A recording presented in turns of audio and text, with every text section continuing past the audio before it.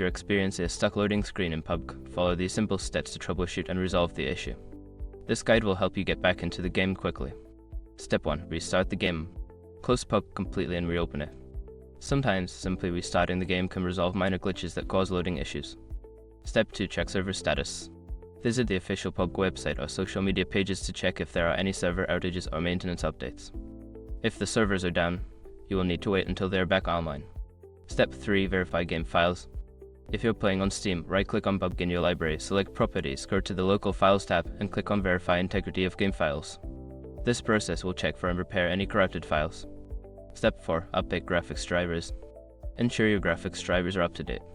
Visit the website of your graphics card manufacturer NVIDIA, AMD, or Intel to download and install the latest drivers. Step 5. Adjust game settings. Lower your graphics settings in the game options. Sometimes high settings can cause performance issues, leading to loading problems. Try reducing the graphics quality and see if that helps. By following these steps, you should be able to resolve the loading screen issue in PUBG. If problems persist, consider reaching out to customer support for further assistance. Happy gaming!